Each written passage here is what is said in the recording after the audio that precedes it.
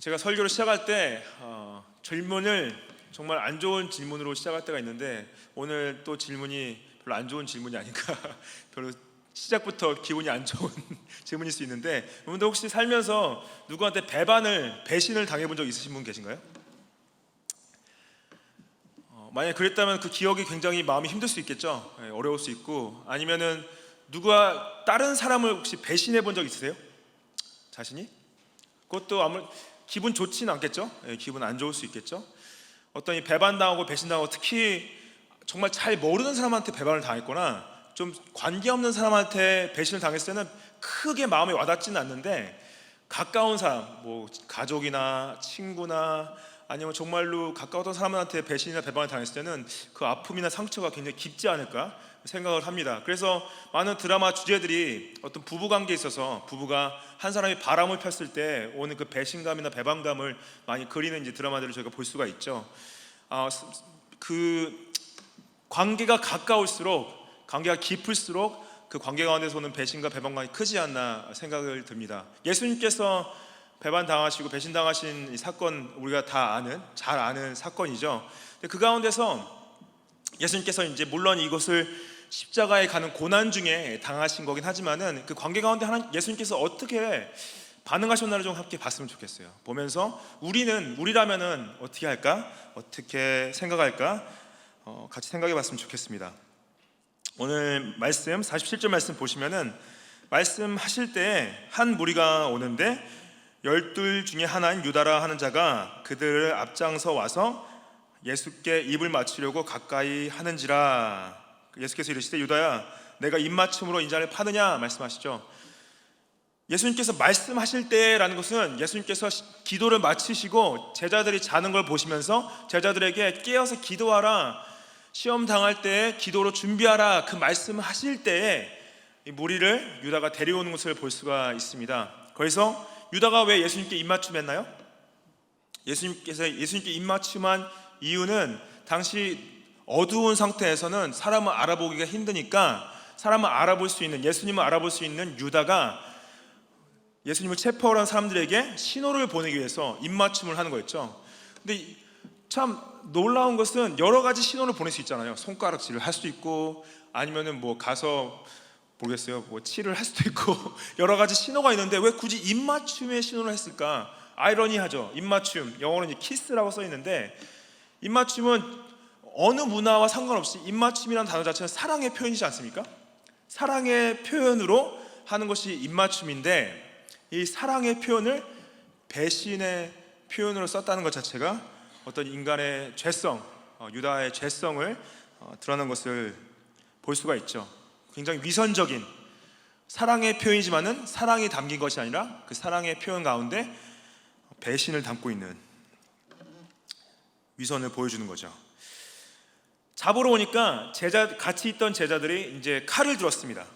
49절 말씀 보면은 그의 주위의 사람들이 그 된 일을 보고 여짜오되, 주여, 우리가 칼로 치리까? Lord, shall we strike with the sword? 그래요. 칼로 친다라는 건 뭐냐면은 예수님을 잡으러 왔는데 예수님을 못 잡게 하기 위해서 칼을 칠 거라는 표현도 있지만은, 이 사람들은 뭘 준비하고 있었냐면은, 이제 예수님께서 정치적 메시아로서 전쟁을 시작하셔가지고 이 예루살렘을 뒤집어 엎고 로마의 압제로부터 우리를 자유케 할 이 시작인가 준비하고 있던 거예요.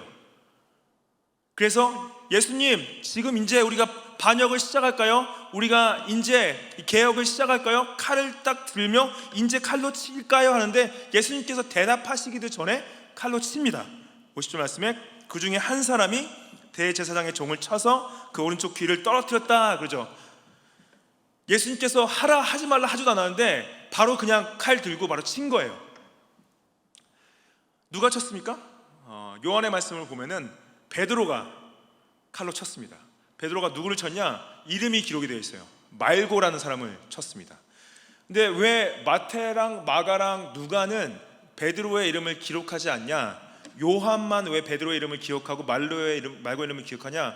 학자들이 말하는 것은 당시 마태, 마가, 누가가 적혔을 때는 이미 베드로가 살아 있었고, 베드로의 이름이 거론됨으로 말미암아 베드로가 어떤 정치적으로 위험한 상황에 빠질 수 있으니까 이름을 드러내지 않고 나중에 쓰여진 요한이 베드로의 이름과 말고의 이름을 기록했음을 저희가 알 수가 있습니다.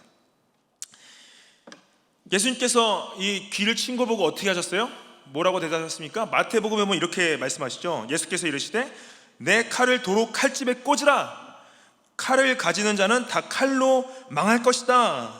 그렇죠. 예수님께서는 공사역을 시작하기 전부터 공사역 마칠 때까지 그 기독교의 말씀, 복음의 진리는 무력으로 전해지는 것이 아니다, 무력으로 이루어지는 것이 아니다, 반복적으로 말씀하셨죠. 근데 그 중요한 순간에 가장 아끼는 제자가 무력으로 이루는 것을 예수님께서 보시면서 칼로 행한 자는 칼로 망할 것이다 말씀하시죠. 근데 예수님께서 이 말씀하시면서 마태복음에 또 뭐라고 설명하시냐면은 너는 내가 아버지께 구하여 지금 12군단 더 되는 천사를 보내시게 할 수 없는 줄 아느냐? 내가 만일 그렇게 하면 이런 일이 있으리라 한 성경이 어떻게 이루어지겠느냐? 내가 당장 아버지께 말씀드려서 하늘에 있는 천사 군단은 12군단을 내려보내서 당연히 나를 구하실 수 있다. 하지만 내가 왜 그렇게 하지 않느냐? 하나님의 말씀을 이루기 위해서 내가 그렇게 하지 않는다. 나는 지금 십자가에서 너의 죄를 대속하고 죽고 부활해야 될 이 사명을 가지고 가기 때문에 내가 굳이 하나님의 군대를 불러서 이거는 당연히 제가 보기에는 부르지 않아도 예수님께서 충분히 혼자서 피할 수 있는 상황이셨죠. 그러면서 어떻게 하시냐? 예수님께서 이르시되 이것까지 참으라. 그래서 이것까지 참으라. 영어로 보시면은 no more of this. 이것까지 참는 건 뭐냐면은 내가 지금 이렇게 억울하게 잡혀가는 것까지 인내하고 참아야 된다. 너희들도 무력을 쓰지 말아야 된다 말씀을 하시는 거죠. 그러면서 어떻게 합니까? 굉장히 유명한 그 말고의 귀를, 떨어져 있던 귀를 다시 붙여주시죠. 오른쪽 귀를. 이걸 통해서 우리가 무엇을 볼 수 있습니까? 예수님께서는 억울한 상황, 정말 고난 가운데, 힘든 가운데 있을 때 예수님이 집중했던 건 뭐냐면은 평화적인 방법과 또한 치유의 역사였어요.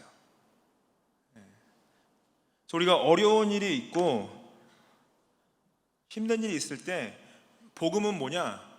복음은 뭐냐면은 그것을 싸워서 이기려는 게 아니라 그것을 중재하고 평화적으로 해결될 수 있도록 도와주고요. 정말 그 가운데 상처받은 자가 있다면은, 다친 사람이 있다면은 그것을 치유하는데, 회복하는데 집중해야 된다는 거죠. 그래서 야고보가 이렇게 말하죠. 야고보서 5장 16절에 그러면 너희 죄를 서로 고백하며 병이 낫기를 위하여 서로 기도하라. 의인의 간구는 역사는 이미 크다. The prayer of a righteous person has great power as it is working. 그렇죠? 그래서 우리가 서로가 회복되기 위해서 기도해야 된다. 서로가 치유되기 위해서 기도해야 된다 말씀하시죠. 그리고 우리는 부르심입니다. 교회가 해야 될 건 뭐냐면 교회는 상처받은 사람들이 모이는 곳이에요. 교회는 범죄한 자들이 모인 것이죠. 어떻게 보면 우리가 배반을 당한 것뿐만 아니라 배반을 했을 때 뭐냐? 그 가운데서 우리가 치유를 간구하고 회복을 간구해야 된다. 그래서 우리가 어려운 상황일수록 어떠한 인내가 필요하냐? 평화와 치유를 통한 인내가 필요하다 말씀을 하시는 거죠. 52절 말씀 보시면 예수께서 그 잡으러 온 대제사장들과 성전의 경비대장들과 장로들에게 이르시되 너희가 강도를 잡는 것 같이 검과 몽치를 가지고 나왔느냐? 예수님은 강도가 아니셨죠. 근데 당시 강도 취급 당하셔서 체포되는 것을 볼 수가 있습니다. 내가 날마다 너희와 함께 성전에 있을 때에 내게 손을 대지 아니하였도다. 그러나 너희 때요 어둠의 권세로다. 그래요.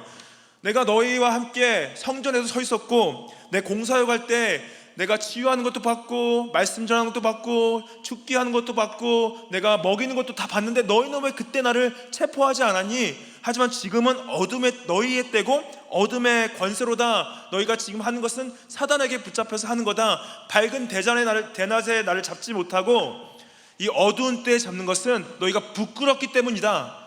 이거는 죄악을 범하는 거기 때문이다. 그러죠. 그래서 대부분의 범죄는 뭐냐? 보이지 않는 곳에서 이루어지는 거죠. 어두운 데서 일어나시는 거죠. 여러분들이 범죄하는, 하나님 앞에 범죄하는 것이 아무도 없을 때 주로 행하는 것이 많은 범죄들이죠. 밝게 보인 데서 행하는 범죄는 부끄럽기 때문에 행하지 않는 거죠. 그리고 그런 범죄가 사단에 붙잡혀서 하는 것이다 말씀하시는 거죠. 그때 이제 체포당하시고 대제사장의 집으로 끌려가실 때 베드로가 멀찍이 따라갑니다. 그 마테오 마가는 예수님이 잡히셨을 때 모든 제자들이 예수를 버리고 도망갔다고 그래요. 그래도 베드로는 용기를 내서 예수님을 따라간 거죠. 다 도망갔을 때 예수님께 어떤 일이 벌어지는지 확인하기 위해서 용기를 내서 따라가는 것을 볼 수가 있습니다. 근데 여러분들 다 아시다시피 3번 부인하죠. 55절 말씀에 뜰 가운데 불을 피우고 함께 앉았는지라 베드로도 그 가운데 앉았더니 한 여종이 베드로의 불빛을 향하여 앉는 것을 보고 주목하여 이르되 이 사람도 그와 함께 있었다. 이 첫 번째 베드로를 챌린지했던 사람이 여종인 것이 베드로한테는 굉장히 수치스러운 일입니다. 당시 여자의 증언은 힘이 없었어요. 근데 여종의 증언을 통해서 나는 그를 모른다 고백한 것은 아마 나중에 자신을 돌아봤을 때 정말 가장 수치스러운 일이 아니었을까 생각할 수 있습니다. 두 번째, 조금 후에 다른 사람이 보고 이르되 너도 그 도당이라 하거늘 베드로가 이르되 이 사람아 나는 아니다 그래요. 첫 번째 부인한 것 실수일 수 있죠. 두 번째 부인한 것도 실수일 수 있습니다. 근데 성경에서 3번을 했다는 건 뭐냐면은 완벽하게 부인했다는 걸 얘기해요.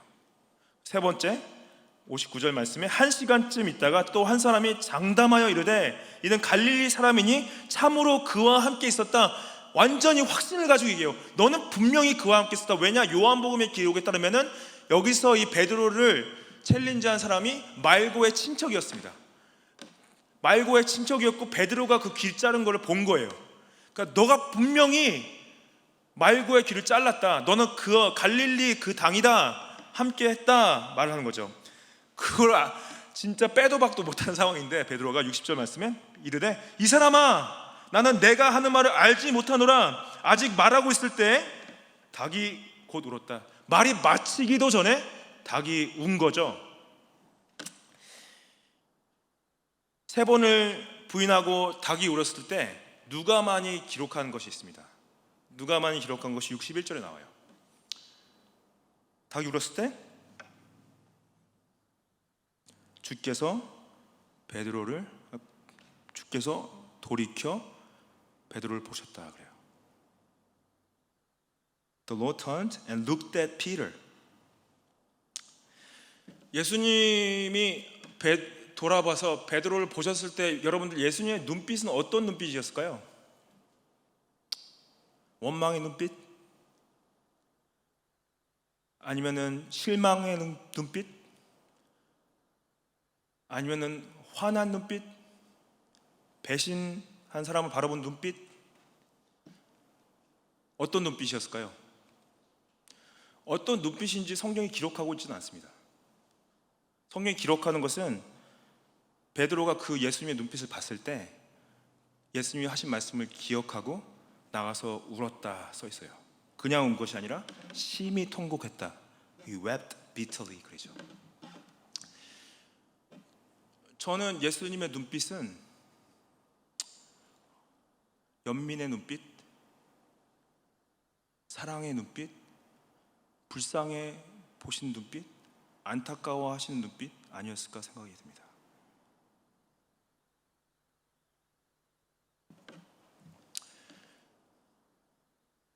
지금 예수님께서 정말 살아계셔서 하나님 보좌 우편에서 우리를 바라보고 계신다면 예수님께서 어떠한 눈빛으로 우리를 바라보고 계실까요?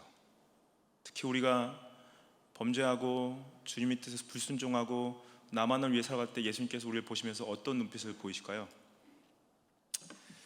저는 예수님의 눈빛이 화나 있다고 생각하지 않습니다. 예수님 눈빛이 우리를 보시면서 정죄의 눈빛이나 화난 눈빛으로 우리를 바라보고 계시지 않으시고 불쌍히 여기시고 연민하시고 또 안타까워하시고 사랑하시면서 우리를 바라보고 계시지 않나 생각이 듭니다.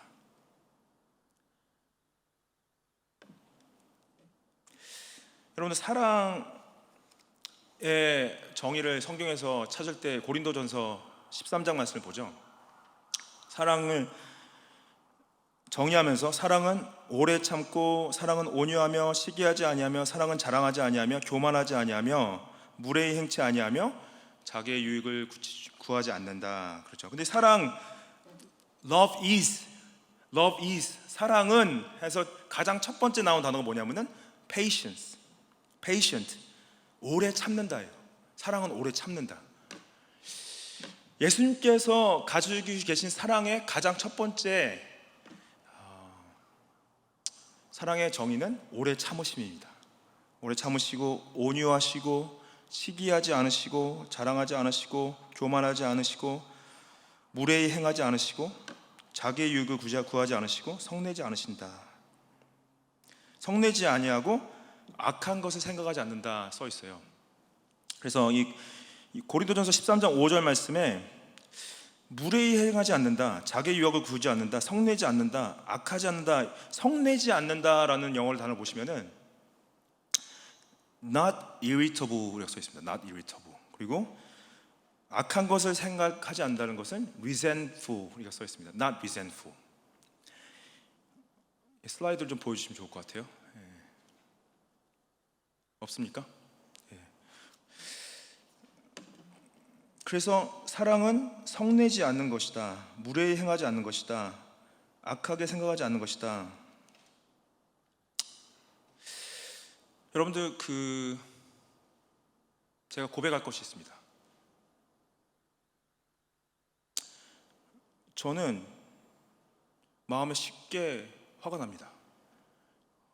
그리고 쉽게 악한 것을 생각합니다. I get easily irritated. I get easily resentful. 그리고 제 눈빛이 악하게 바뀌는 걸 제가 알아요.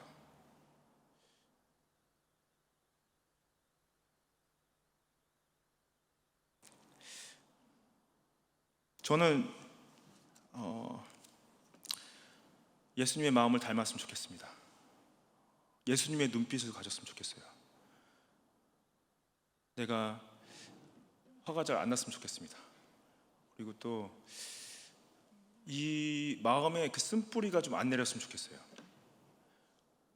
근데 여러분들, 우리가 참 눈빛이라는 게 많은 걸 말할 때가 있죠. 서로를 볼 때 서로에 대한 실망 때문에, 서로에 대한 어떠한 비판적인, 정죄적인 마음 때문에 그것이 눈빛으로 드러날 때가 있습니다. 저는 이 예수님께서 베드로를 바라보셨을 때 그 눈빛을 상상을 해봤을 때, 저는 그 눈빛이 저의 삶 가운데 있으면 좋겠어요. 서로를 바라보면서 온유하고, 오래 참고, 무례히 말하지 않고, 무례히 행하지 않고, 성내지 않았으면 좋겠습니다. 인내가 필요하죠. 저는 교회가 그런 예수님의 눈빛으로 좀 많이 채워졌으면 좋겠어요. 서로를 바라보면서 실망할 수 있죠. 서로를 바라보면서, 그리고 또 뭐 화가 날 수도 있습니다. 근데 예수님의 마음을 가지고 서로를 바라보는 사람들이 좀 많이 모인 교회가 됐으면 좋겠습니다. 그리고 그렇지 못하다면은 예수님, 나의 눈빛을 좀 바꿔주십시오. 나의 마음을 좀 바꿔주십시오. 예수님의 눈빛을 갖기 원합니다. 같이 기도하면서 좀 구했으면 좋겠습니다. 예수님께서 얻어맞으세요. 욕을 먹으시고 63절 말씀에 지키는 사람들이 예수를 희롱하고 때렸다. 그의 눈을 가리고 물어 이르되 선지자 노릇하라, 너를 친 자가 누구냐. 이건 뭐예요? 예수님 눈을 이렇게 가리고 여러 명이 때리는 거예요. 그러면서 너 선지자야? 누가 때렸는지 알아맞혀봐. 이런 놀이를 하고 있는 겁니다. 그리고 그 외에 많은 말로 욕을 했다. 담기 힘든 굉장히 저속한 말들을 예수님께 막 한 거죠. 근데 이거를 영어로 보시면은 마지막에 blaspheming him 그래요. blaspheming이라는 건 뭐냐면은 신성 모독을 말합니다. blasphemy. 그러니까 예수님의 욕을 하는 거를 이 누가가 신성모독을 했다 기록한 거예요. 근데 이 다음에 나오는 이 예수님께서 사내들인 공회 앞에서 정죄를 당하는 죄목이 뭐냐면은 신성모독죄로 예수님께서 재판받는 것을 볼 수가 있습니다. 66절 말씀에 날이 새매 베드로의 백성의 장로들 곧 대제사장들과 서기관들이 모여서 예수를 그 공회로 끌어들였다 그러죠. 날이 샜다. 결국에는 공회가 저녁에는 할 수가 없어요. 아침에 해야 돼요. 새벽녘이 한 거죠. 여기서 공회는 사내들인 공회를 말합니다. 그리고 이들이 모여서 예수님을 신선모독죄로 체포하고 정죄하고 십자가에 못 박기 위해서 질문을 합니다.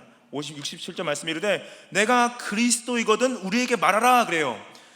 If you are the Christ, tell us. 네가 하나님의 아들이고 네가 약속된 메시아라면은 그것을 우리에게 말하라. 그러죠. 예수님께서 그들의 질문에 뭐라고 대답하시냐면은 내가 말할지라도 너희가 믿지 아니할 것이요 내가 물어도 너희가 대답하지 아니할 것이다. 내가 이미 너희들에게 여러 차례 내가 약속된 메시아 됨을 말을 했었다. 그리고 또 너희들이 그것을 내가 말해줬을 때도 믿지 않았다 말하는 거죠. I told you already. I've told you many times. You did not believe me. And even if I still ask you, you won't believe me. 그렇죠? 결국 이들의 관계를 아신 거죠. 이들은 지금 이 질문을 던진 거는 예수님의 대답을 듣고 믿기 위해서 질문한 것이 아니라 예수님의 대답을 듣고 예수님을 잡아다가 죽이려고 질문하는 거죠. 예수님께서 이 대답을 하시면서 뭐라고 하시냐면 69절 말씀에 그러나 이제부터는 인자가 하나님의 권능의 우편에 앉아 있으리라 그래요. 이게 뭡니까? 예수님께서 그들의 대답에 뭐라고 말씀하시는 거냐면은 이제부터 내가 죽고 3일 만에 부활해서 승천하여서 하나님 아버지 우편에 앉아 하나님의 능력으로 권능으로 너희를 다스리게 될 것이다 라고 말하는 거죠. 여기서 인자라고 했을 때는 인자 자체가 그 칭호 속에 고난받는 메시아와 영광 중에 재림하실 것을 말씀을 담고 있는 표현입니다. 이 말을 들었어요. 그래? 70절인데 다 이르되 그러면 내가 하나님의 아들이냐? 그래요. Are you the son of God? Are you the son of God then? 네가 지금 말하는 것이 그럼 너가 하나님의 아들이라고 말하는 것이냐? 그러면 너는 하나님이라고 자신이 말했기 때문에 신성모독죄를 범하는 것이다 물어보는 거죠. 예수님께서 대답을 안 하셔도 되는데 대답을 이제 하십니다. 뭐라 하냐? 내가 그라. You say that I am. 내가 그라. 내가 하나님의 아들이다. 내가 약속된 메시아다. 내가 그 그리스도다. 내가 너희들의 죄를 위해 죽을 하나님의 아들이다. 그러죠. 그들이 어떻게 합니까? 71절 말씀에 그들이 이르되 어찌 더 증거를 요구하리요? 우리가 친히 그 입에서 들었다. 그렇죠. 예수님께서 이 과정을 지나가면서 보이시는 건 뭐냐면은 예수님께서 담대하게 진리를 선포하시고 그 진리에 서 계시기 때문에 이 모든 것을 인내하고 감내할 수 있음을 저희가 볼 수가 있습니다. 아까 제가 이제 사랑에 대해서 고린도전서 말씀을 말씀드렸는데 고린도전서 13장 6절 말씀 보시면요, 사랑을 불의를 기뻐하지 아니하며 진리와 함께 기뻐하는 것을 사랑으로 표현해요. Rejoice with the truth. 사랑으로 행하는 건 뭐냐면은 거짓을 기뻐하지 않고 진리를 함께 기뻐하는 것. Rejoices with the truth. 그렇죠. 그래서 예수님께서 인내하고 버틸 수 있는 힘은 그가 선포하신 진리가 있었고 그 다음에 그 진리 가운데 예수 그리스도의 약속이 있던 거죠. 그 약속은 뭐냐면은 내가 죽어서 부활하여 승천하고 하늘에서 내가 다시 올 때까지 이것을 다스리며 다시 올 때 최종 심판과 진정한 구원을 가지고 올 것이라는 그 약속 가운데 소망, 그 소망이 우리를 인내하게 한다라는 거죠.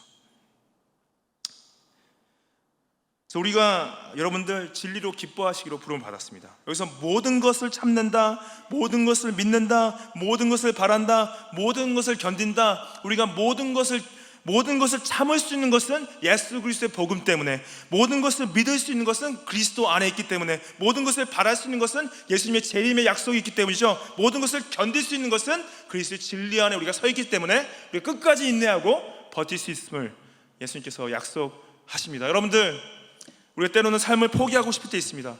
삶을 끝내고 싶을 때 있습니다. 삶을 더 이상 의미 없다 생각할 수 있습니다. 하지만 끝까지 견디실 수 있습니다. 왜냐? 그리스도 안에 있는 자들은 하나님께서 절대 그냥 두지 않으시고 끝까지 붙드시고 인도해 주신다고 약속하셨습니다.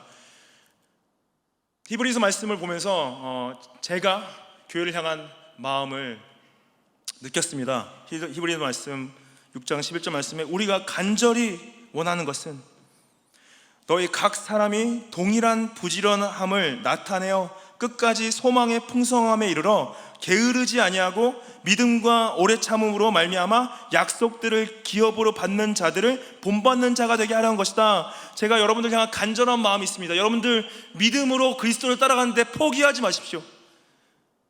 그리고 또 실망하지 마십시오. 끝까지 인내하면서 열심을 다해, 최선을 다해 주님을 따라가시고 섬기십시오.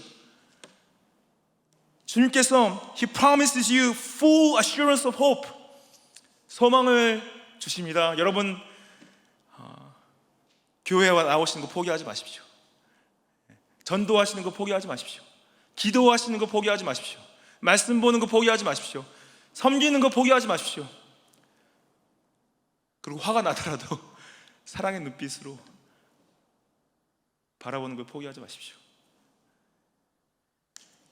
주님 따라가는 것을 포기하지 마시고 끝까지 인내하시면서 하나님 나라 가운데 기업을 받기를 축복합니다. 같이 기도하시겠습니다.